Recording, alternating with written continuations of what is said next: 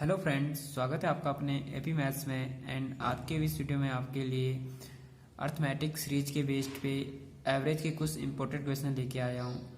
तो चलिए शुरू करते हैं। तो यहाँ पे देखिए, हमारा जो फर्स्ट क्वेश्चन है यह है कि यदि 7 क्रमागत संख्याओं का औसत 33 हो तो इनमें से सबसे बड़ी संख्या कौन सी है।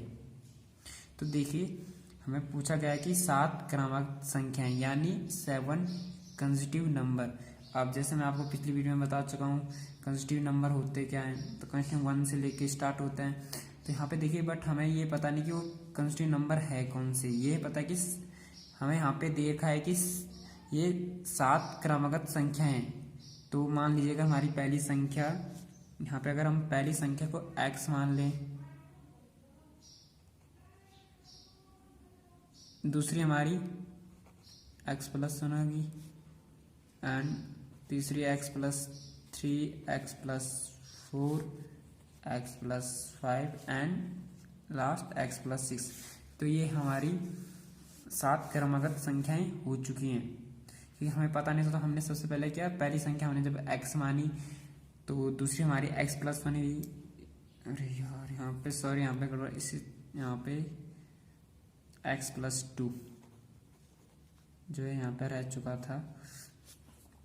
तो यहाँ पे देखिए x plus 1, x plus 2, x plus 3, x plus 4, x plus 5 and x plus 6। क्योंकि 7 क्रमागत संख्याएं थी तो x प्लस 6 तक आएंगी हमारी। तो यहाँ पे ये हमारी 7 हो चुकी। अब यहाँ पे हमसे जो दिया गया इनका हमें औसत दे रखा है 33। तो इनमें सबसे बड़ी संख्या कौन सी पता करनी।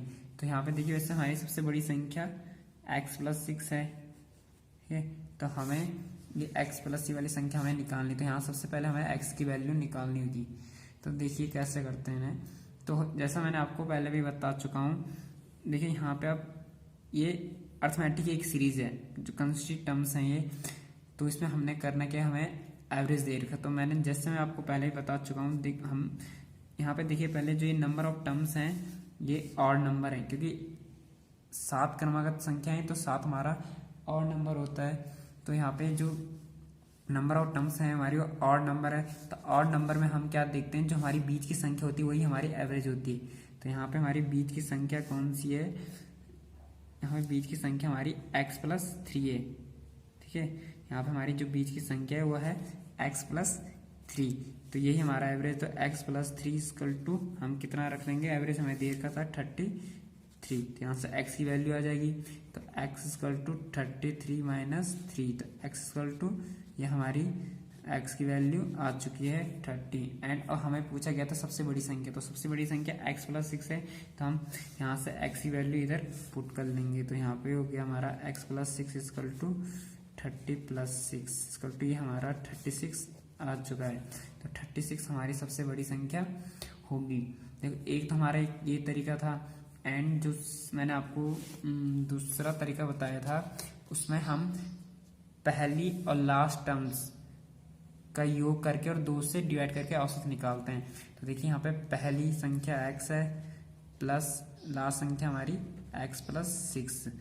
2 संख्याएं तो 2 संख्याओं का औसत भी हमारा वही होता है जो हमें औसत दिया है, जो इन सभी संख्याओं का औसत होगा। तो यहाँ पे इसको जोड़ के इक्वल टू जो औसत हमें दे रखा है वो 33 है। 33 यहाँ पे आ गया। अब देखिए, तो x प्लस एक्स यहाँ पे 2x प्लस 6 इक्वल टू 2 यहाँ मल्टीप्लाई में जाएगा तो ये 66 हो गया है। 2x equal to 66 minus 6, x equal to 60/2। तो ये x की वैल्यू 30 आ चुकी है। तो x की वैल्यू 30। अब सबसे बड़ी टर्म्स हमारी x प्लस 6 थी तो x की वैल्यू वही हो चुका है, x plus 6 equal to 30 plus 6 equal to 36। अब देखिए 2 तरीके हैं, मतलब ये शॉर्टकट मेथड हैं करने के। तो आप इन दोनों में से कोई भी तरीका जो आपको अच्छा लगता है वो करिए। से ज़्यादा बेस्ट तो मुझे यही तरीका लगा है, तो आप इसी से करिए। आई होप आपको ये समझ में आएगा। अब देखिए यहाँ पे हमारा जो सेकंड क्वेश्चन है वो है कि 4 क्रमागत सम संख्याओं का औसत 27 है तो इनमें सबसे बड़ी संख्या कौन सी होगी। तो देखिए यहाँ पे हमें दिया है कि 4 क्रमागत सम संख्या यानी 4 कंसेक्यूटिव इवन नंबर। तो देखिए हमारे अब हमें पता नहीं 4 कंसेक्यूटिव इवन नंबर कौन कौन से होंगे। ठीक है, अब देखिए यहाँ से हम क्या करेंगे, हमें चलो अगर पहले संख्या को हम अगर x मान लें तो हमारी जो सेकंड इवन कंसेक्यूटिव नंबर होगा वो हमारा x+2 होगा। ठीक है, यहाँ पे x है तो यहाँ पे x+2 होगा, क्योंकि जो इवन नंबर होते हैं उनमें 2 का डिफरेंस होता है, इसलिए हम अगर पहले संख्या को हम x मान लेंगे तो हमारी सेकंड जो संख्या होगी वह x+2 होगी। इसी तरह हमारी जो थर्ड होगी वो x+4 एंड x+6। तो हमें यहाँ पे दिया था कि 4 क्रमागत सम संख्याएं, तो ये हमारी 4 क्रमागत सम संख्याएं हो चुकी हैं। अब इनका औसत हमें 27 दे रखा है। अब देखिए जैसे मैंने अभी पहले वाले क्वेश्चन आपको बताया था, अब यहाँ पे देखिए जो नंबर ऑफ टर्म्स है अब 4 है, तो यहाँ पे जब 4 है तो ये नंबर ऑफ टर्म्स हमारा इवन नंबर है। ठीक है, जो हमारे यहाँ पे जो पदों की संख्या है, जितने ये पद हैं, देखो हमें जो पदों की संख्या है वो कितनी है, 4 है। 4 हमारा क्या है, इवन नंबर। ठीक है, मतलब सम संख्या। और जब इस टाइप का हमारा कोई क्वेश्चन रहता है जहाँ पे पदों की संख्या अगर सम संख्या है तो हम क्या करते हैं, तो उनका जो एवरेज होता है, या तो हम 2 तरीके हैं, तो हम बीच की 2 संख्याओं को देखते हैं। ठीक है, बीच की 2 संख्या, फिर उन संख्याओं के बीच की संख्या क्या होगी वो हमारा होगा। अब देखिए यहाँ पे अब यहाँ पे बीच की 2 संख्याएं ये, अब इनके बीच की संख्या क्या होगी, यहाँ पे x+2 है, यहाँ पे x+4 है, तो बीच की संख्या कौन सी होगी, x+3। तो हमारा x+3 हमारा इसका एवरेज हो जाएगा इन संख्याओं का। तो x+3 इक्वल टू कितना, यहाँ पे एवरेज हमें दे रखा है 27। तो यहाँ पे देखिए अब 3 इधर चला जाएगा तो x=27 - 3 x=24। ये हमें x की वैल्यू आ चुकी है। अब हमें पूछा गया था इनमें सबसे बड़ी संख्या, तो सबसे बड़ी संख्या यहाँ पे x+6 है, तो x की वैल्यू यहाँ पुट कर लेंगे, तो x+6 = 24 + x6 ये हमारा 30 आ चुका है। आंसर की सबसे बड़ी संख्या हमारी 30 होगी।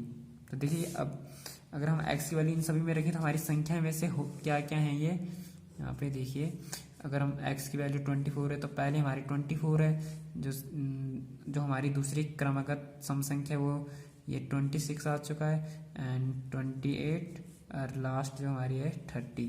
तो यही हमें पूछा था कि जो हमारी 4 क्रमागत सम संख्याएं हैं और उनका औसत 27 है, तो उनमें सबसे बड़ी संख्या कौन होगी, तो हमने इस तरीके से यहाँ पे निकाल दिया। तो हमारी सबसे बड़ी संख्या कौन सी होगी, 30 होगी। अब देखिए एक तो ये मेथड था, एक जो मैंने अभी आपको बताया, एक तो हम बीच की संख्याओं से निकाल सकते हैं, एक हम जो पहली संख्या जो लास्ट संख्या रहती है, जो पहली और लास्ट संख्या का जो एवरेज होगा वही इन सभी संख्याओं का एवरेज होता है। तो यहाँ पे देखिए पहले और लास्ट संख्या, तो हम इन दोनों संख्या को जोड़ लेंगे, तो x+6 और एवरेज निकालें हम 2 संख्या है तो 2 से डिवाइड कर लेंगे, इसको तो हमें एवरेज कितना दे रहा है, 27 है। तो यहाँ पे x+x यहाँ पे हमारा ये 2x हो चुका है, 2x+6 = 27, ये 2 इधर मल्टीप्लाई में जाएगा 54। इनका सम कितना हो चुका है, 2 संख्याओं का 54। अब देखिए यहाँ पे तो 2x = 54 - 6 = 48। तो यहाँ पे x = 48 / 2 = 24। तो x की वैल्यू कितनी आ चुकी है, 24। अब वही सबसे बड़ी संख्या, तो सबसे बड़ी संख्या यहाँ पे x+6 है, तो x+6 = 24 + 6 = 30। ये हमारा सेकंड मेथड है निकालने का। तो आई होप आपको ये अच्छे से समझ में आया होगा। देखिए अगर हमें कोई अर्थमेटिक सीरीज है, ठीक है, अर्थमेटिक सीरीज उसे कहते हैं जिनमें कॉमन डिफरेंस होता है। अब देखिए यहाँ पे तो अगर हमें उस सीरीज में जो टर्म्स दिए हैं, अगर वो नंबर ऑफ टर्म्स अगर ऑड नंबर होता है तो जो हमारा एवरेज है वो हमारी जो बीच की संख्या होगी। अगर नंबर ऑफ टर्म्स हमारा इवन नंबर होता है तो बीच की 2 संख्याएं लेंगे, फिर उन दोनों संख्याओं के बीच में जो संख्या होगी वो हमारा एवरेज होगा। या तो एक ये तरीका है, या तो आप ऐसे कर सकते हैं, पहली टर्म्स और लास्ट टर्म्स का जो सम होगा और उससे 2 से डिवाइड कर दो तो हमारा एवरेज आ जाएगा, वही हमारी उन संख्याओं का एवरेज होगा जो पहली और लास्ट टर्म्स की जो एवरेज होगा वही हमारी इन संख्याओं का एवरेज होगा। अब देखिए हमें जो हमारा थर्ड क्वेश्चन है यहाँ पे देखिए हमें दिया है कि सतत पांच संख्याओं, यहाँ पे साफ नहीं आ रहा, हाँ अब देखिए यहाँ पे हमें जो दे रखा है सतत 5 विषम संख्याओं का औसत 95 है, तो अवरोही क्रम में चौथी संख्या कौन सी होगी।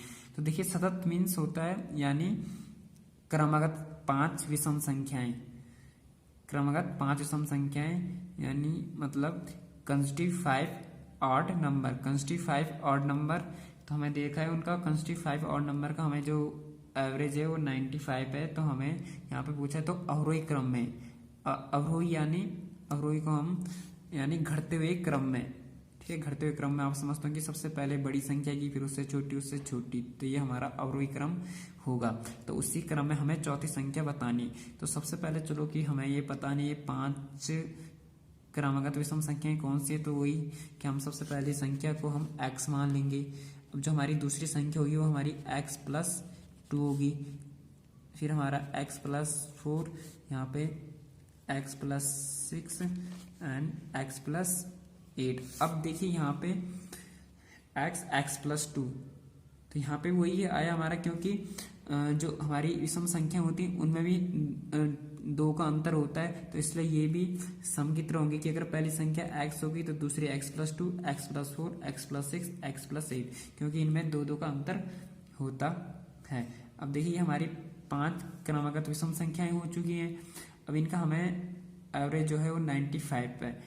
तो अब जैसे मैं आपको पहले बता चुका हूँ, अब देखिए यहाँ पे नंबर ऑफ टर्म्स कितनी है, ऑड नंबर है, 5 संख्या है, तो ये हमारा ऑड नंबर है। तो ऑड नंबर हम बीच की संख्या जो रहती है वही हमारी एवरेज होता है। तो देखिए यहाँ पे बीच की संख्या कौन सी है, x+4 हमारी बीच की संख्या है, तो x+4 इक्वल टू यहाँ पे एवरेज दे रखा है 95, तो x equal to 95 - 4 equal to 91, तो x की वैल्यू आ चुकी है 91। अब देखिए तो ये 91 है।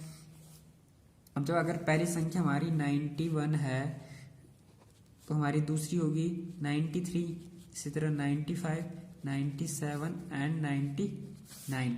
तो जी ये हमारा जो ये क्रम है ये हमारा आरोही क्रम है, इसे हम आरोही क्रम कहते हैं। बढ़ते हुए क्रम को हम मतलब ये बढ़ते हुए क्रम में सबसे पहले छोटी संख्या फिर उससे बड़ी तो इसे हम बढ़ते हुए क्रम कहते हैं, यानी आरोही क्रम कहते हैं।